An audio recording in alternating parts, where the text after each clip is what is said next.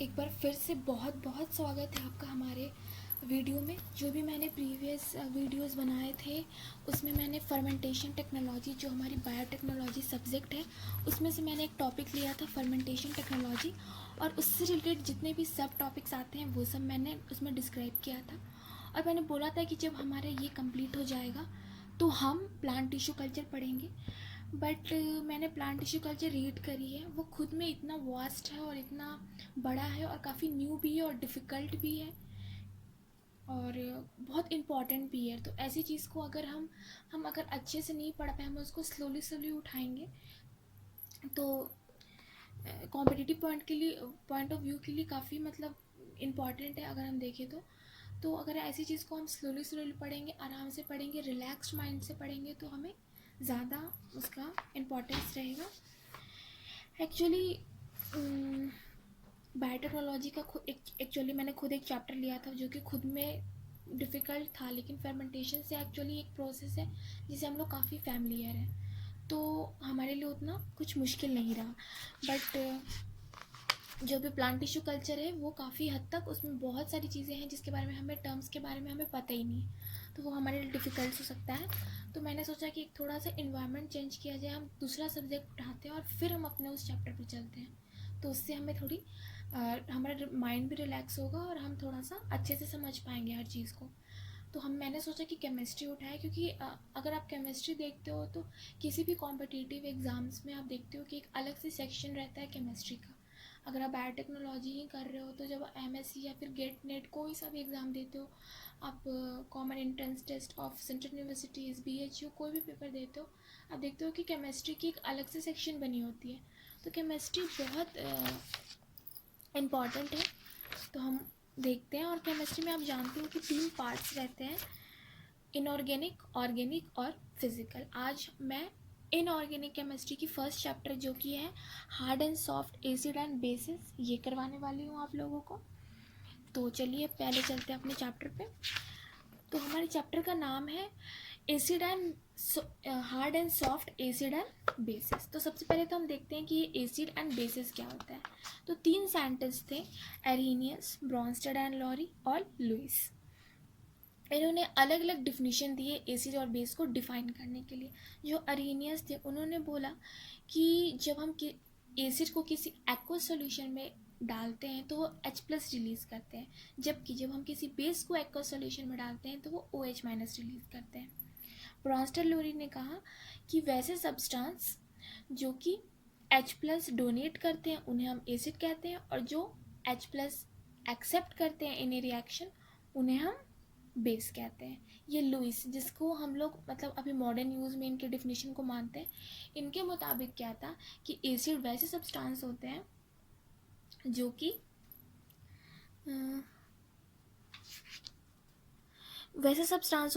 कि एक्सेप्ट करते हैं पेयर ऑफ इलेक्ट्रॉन, मतलब ए पेयर ऑफ इलेक्ट्रॉन मतलब 2 इलेक्ट्रॉन्स।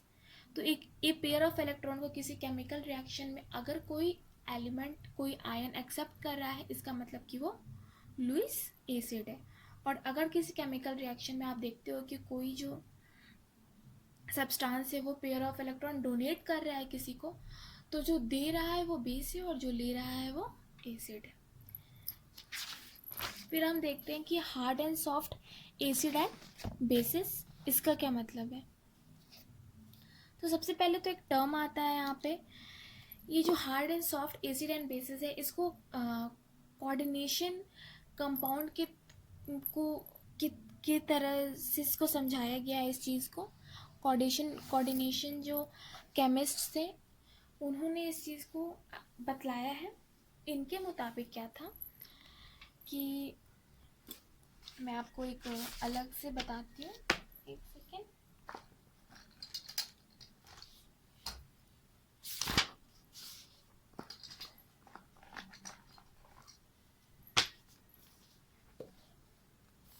ये देखिए,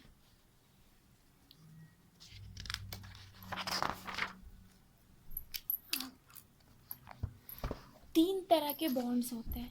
पहला होता है आयोनिक बॉन्ड, दूसरा होता है कोवेलेंट बॉन्ड और तीसरा होता है कोऑर्डिनेट बॉन्ड। जो पहला आयनिक बॉन्ड होता है, जैसे कि Na+ और Cl-, ये हो गया आयनिक बॉन्ड। इसमें क्या कर रहा है, Cl अपना इलेक्ट्रॉन दे रहा है और Na उसको रिसीव कर रहा है। Na कोई इलेक्ट्रॉन इसको नहीं दे रहा है, जो दे रहा है वो Cl- ही दे रहा है।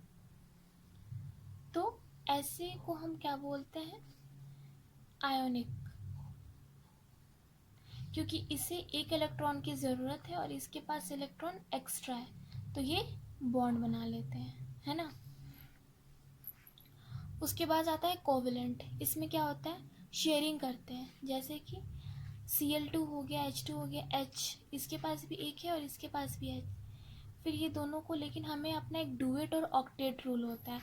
He और He के लिए, मतलब हाइड्रोजन और हीलियम के लिए डुएट रूल चलता है, मतलब उसका जो आउटर मोस्ट ऑर्बिट रहना चाहिए उसमें 2 इलेक्ट्रॉन रहने चाहिए, और बाकी सारे एलिमेंट्स के लिए ऑक्टेट रूल चलता है, मतलब उनके वैलेंस इलेक्ट्रॉन में 8 इलेक्ट्रॉन्स रहने चाहिए, तभी वो स्टेबल माने जाएंगे।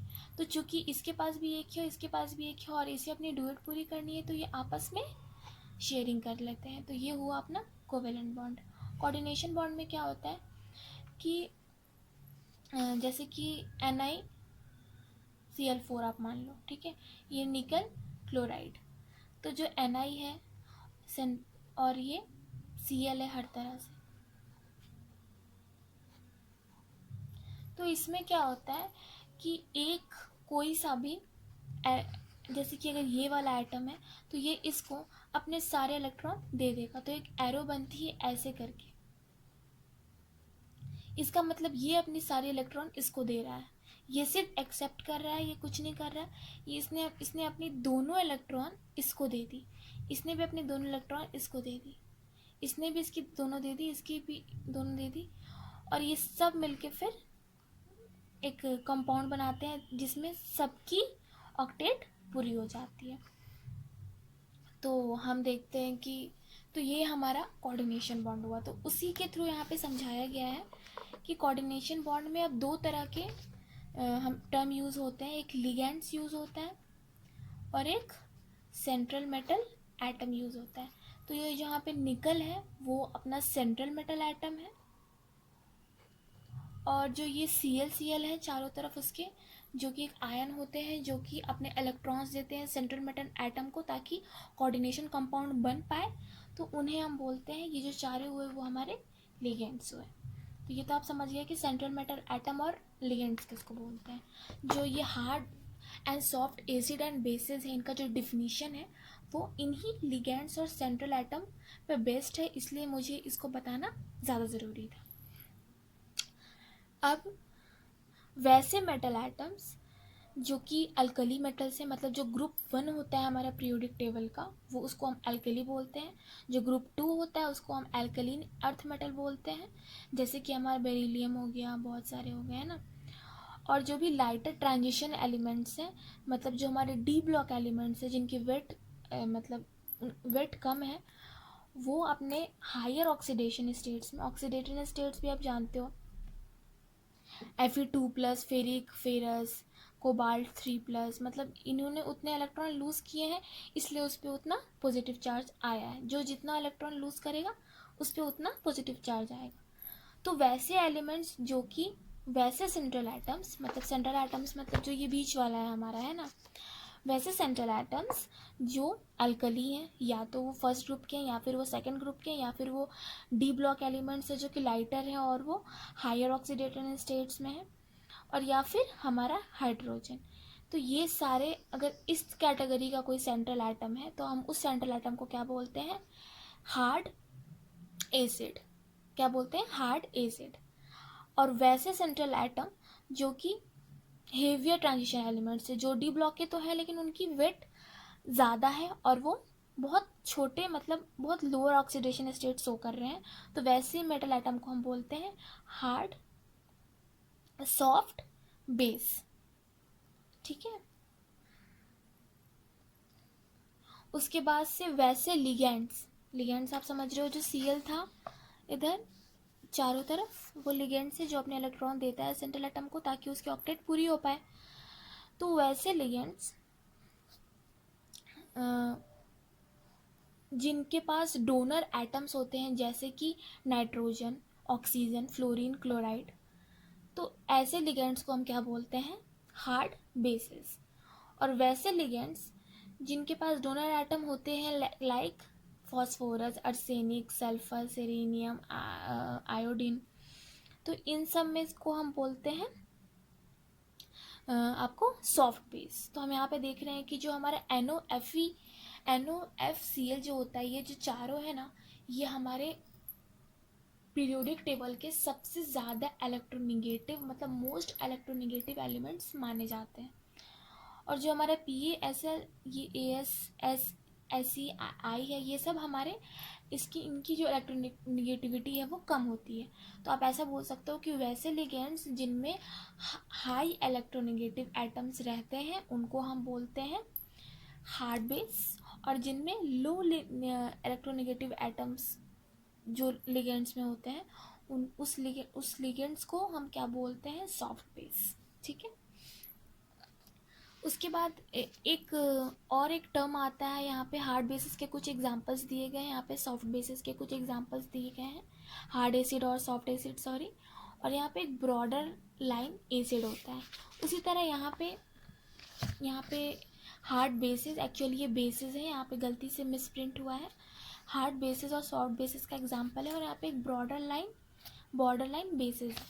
अब ये बॉर्डर लाइन बेसिस क्या होते हैं? तो हम ये देखते हैं कि यहाँ पे एक लिखी हुई एक लाइन है कि there is no sharp demarcation between soft and hard species, and a number of borderline cases also exist which are termed as neither too hard nor too soft। मतलब कोई ऐसी एक लाइन नहीं है कि हाँ इस लाइन के बाद, जैसे कि हमारा पीएच में होता है कि हाँ 7 न्यूट्रल है, तो 7 के आगे जाएंगे अगर हम, ज़्यादा होगा तो बेसिक हो गया और कम होगा तो एसिडिक हो गया। पर इसमें वैसा नहीं है कि हाँ इतना दूर तक है तो हार्ड है और इतना के बाद हमारा सॉफ्ट बेस में कन्वर्ट हो गया या फिर सॉफ्ट एसिड में कन्वर्ट हो गया, कोई प्रॉपर लाइन नहीं होती है। तो एक इंटरमीडिएट केस भी आता है जिसमें एक ऐसे एलिमेंट्स पाए जाते हैं कि जो नाइदर सॉफ्ट के कैटेगरी में आते हैं या ना वो हार्ड के कैटेगरी में आते हैं। तो वो उनके पास इंटरमीडिएट रहती है कि उनके पास हार्ड की भी कुछ क्वालिटीज़ रहती हैं और कुछ लो की भी क्वालिटीज़ रहती हैं। अब हम देखते हैं कि कैरेक्टरिस्टिक्स और क्या क्या कैरेक्टर होते हैं। तो सबसे पहले तो हम देखते हैं हार्ड एसिड। हार्ड एसिड के बारे में मैंने आपको क्या बताया? वैसे सेंट्रल एटम जिनमें जो या तो अल्कली मेटल हो या फिर वो अल्कलाइन मेटल हो, ग्रुप 1 की हो, ग्रुप 2 के हो, वो डी ब्लॉक एलिमेंट्स हो जिनकी वेट लाइट हो और उनका ऑक्सीडेशन नंबर ज़्यादा हो। तो कैरेक्टरिस्टिक क्या है? तो हार्ड एसिड जो है वो कैटायंस होते हैं, आप देख चुके हो। कैटायंस में आपको Fe+, CO+3 ये सब जो है कैटायंस है। कैटायंस मतलब जिसमें पॉजिटिव चार्ज रहता है, वैसे आयंस। तो हार्ड एसिड जो है कैटायंस होते हैं और इनकी साइज स्मॉल रहती है। इनमें मल्टीपल ऑक्सीडेशन स्टेट्स रहते हैं। तो अगर हम किसी एक ही का, जैसे कि आयोडीन हमने 2 ले लिया, +5 भी ले लिया और +7 भी ले लिया, तो किसकी भाई हार्ड बेस जो है वो कौन ज़्यादा अच्छा हार्ड बेस होगा, हार्ड एसिड होगा, सॉरी। तो जिसकी ऑक्सीडेशन नंबर ज़्यादा होगी वो ज़्यादा अच्छा हार्ड एसिड होगा, है ना। उसी तरह Cl और Cl+7 लिया और Cl+3 हो, तो हार्ड एसिड में अगर हम देखें तो सबसे ज़्यादा अच्छा हार्ड एसिड कौन होगा? जिसके ऑक्सीडेशन नंबर ज़्यादा होगी, यानी कि Cl+7। फिर hard acid do not possess a large number of valence electrons and therefore their outer electrons will not be easily distorted और removed, can not be easily polarised. इनके जो वैलेंस इलेक्ट्रॉन्स रहते हैं, मतलब वैसे इलेक्ट्रॉन्स जो कि उनके आउटर सेल में रहते हैं, वो उतने ज़्यादा इलेक्ट्रॉन्स नहीं रहते हैं। तो हम उसको, मतलब उनको निकालना, उनको रिमूव आउट करना हमारे लिए काफ़ी दिक्कत हो जाता है, क्योंकि उनमें कोई रिपल्शन नहीं होता। जब ज़्यादा नंबर में रहते हैं तो वो आपस में रिपील होने लगते हैं, शील्डिंग इफेक्ट हो जाती है, जिसकी वजह से जो न्यूक्लियस का है वो पूरा जो इफेक्ट है वो आउटर सेल पर नहीं पहुंच पाता और हम आउटर सेल से रिमूव कर लेते हैं। बट क्योंकि इनके आउटर सेल्स में इलेक्ट्रॉन्स ही कम रहते हैं तो आपस में कोई रिपल्शन भी नहीं होती है, कोई शील्डिंग इफेक्ट नहीं होती है। तो जो न्यूक्लियस है उसका काफ़ी इफेक्ट रहता है आउटर सेल पे, इसलिए हमें रिमूव आउट पाना इलेक्ट्रॉन को वहाँ से काफ़ी मुश्किल रहता है। और जब तक इलेक्ट्रॉन्स जो केमिकल रिएक्शन बेसिकली होता है वो क्या होता है, रिमूव ऑफ इलेक्ट्रॉन्स, इलेक्ट्रॉन्स का ही सब खेल रहता है।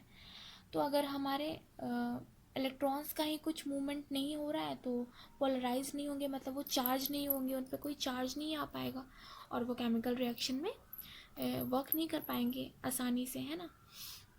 कैन नॉट बी ईजली, हम करा सकते हैं, हम ज़्यादा एनर्जी लगाए, ज़्यादा फोर्स लगाए फोर्सफुली, बट ऐसे मुश्किल है। उसके बाद से हम सॉफ्ट एसिड का देखते हैं। मैंने सॉफ्ट एसिड के बारे में आपको क्या बताया था कि वैसे सेंट्रल एटम जो कि डी ब्लॉक एलिमेंट से, बट उनकी वेट हैवी है और उनका जो ऑक्सीडेशन नंबर है वो लो है।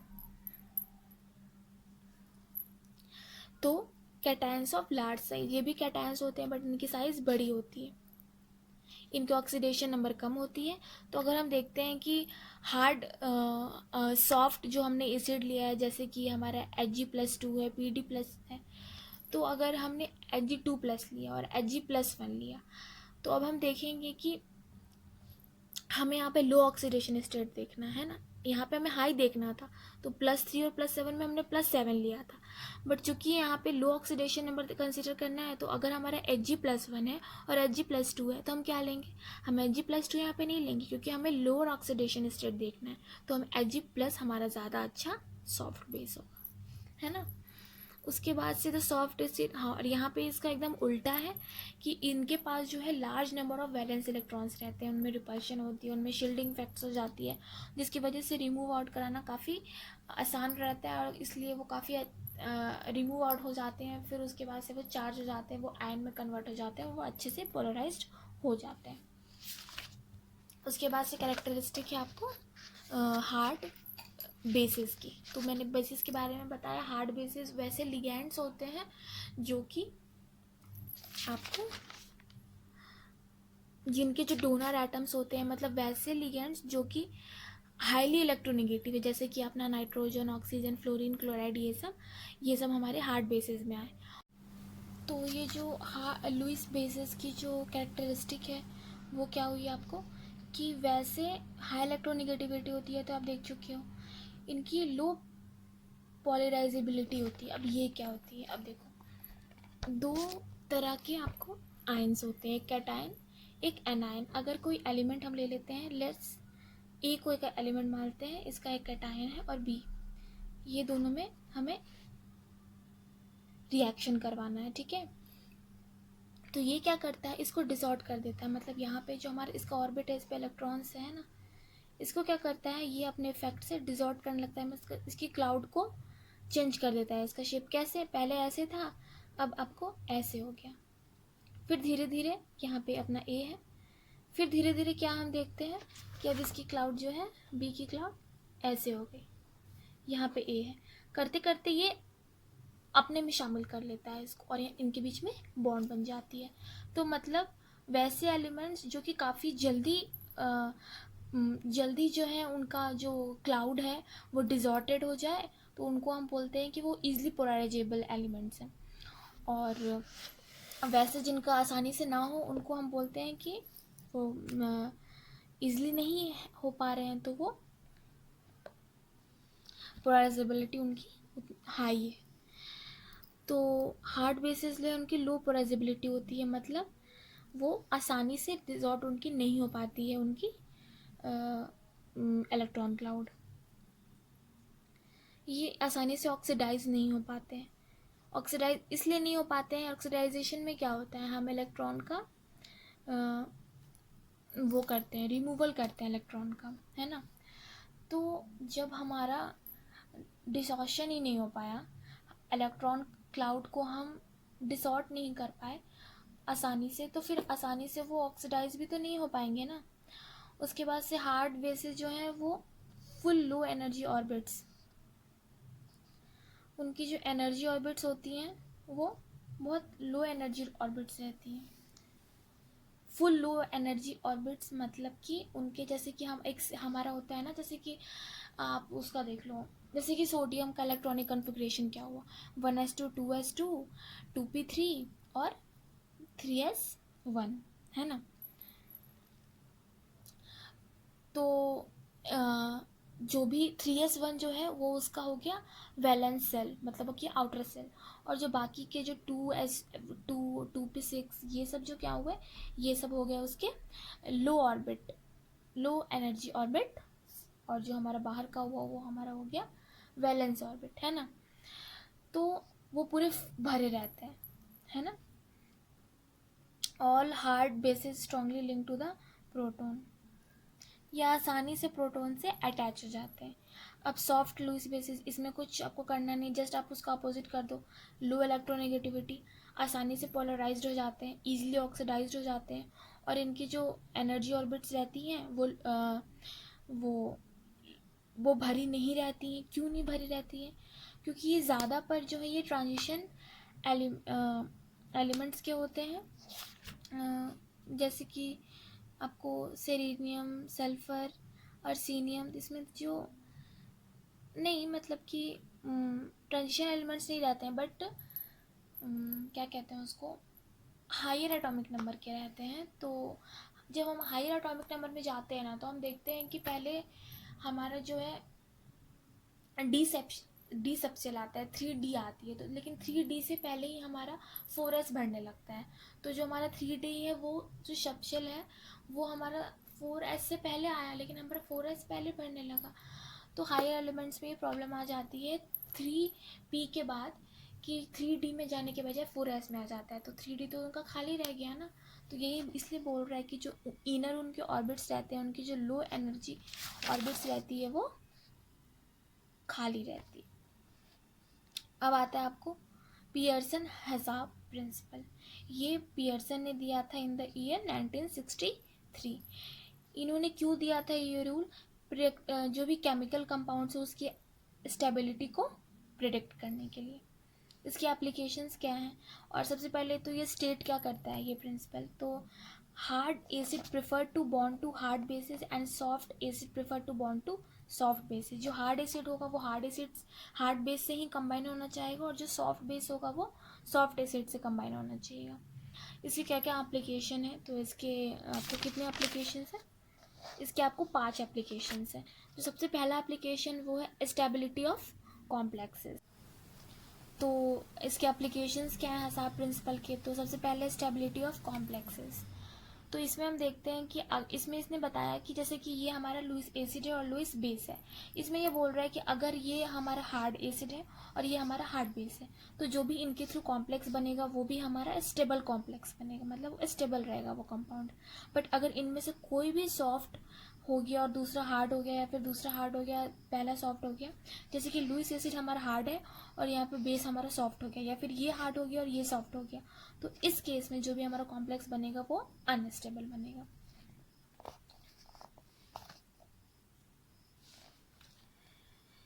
तो सेम उसके रहने चाहिए, जैसे कि अगर सॉफ्ट है तो ये भी सॉफ्ट रहे, अगर हार्ड है तो ये भी हार्ड रहे। ये नहीं कि ये सॉफ्ट है ये हार्ड हो गया तब अनस्टेबल, मतलब अगर सॉफ्ट सॉफ्ट है तब स्टेबल बनेगा, और अगर हार्ड हार्ड है तो अनस्टेबल बनेगा, वरना अगर कोई भी डिफरेंस हुई तो स्टेबल नहीं बन पाएगा।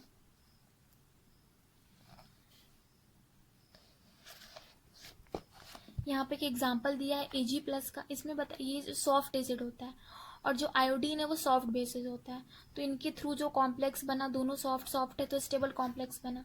दूसरा Ag+ है, सॉफ्ट एसिड है, लेकिन जो ये फ्लोराइड है वो हार्ड बेस है, तो इन दोनों का जो कॉम्प्लेक्स बना, क्योंकि एक सॉफ्ट एक हार्ड हो गया, तो हमारा जो कॉम्प्लेक्स बनेगा वो अनस्टेबल बनेगा, है ना। और भी जो बाकी कॉम्प्लेक्सेस है वो हम नेक्स्ट वीडियो में पढ़ेंगे। Good night to all of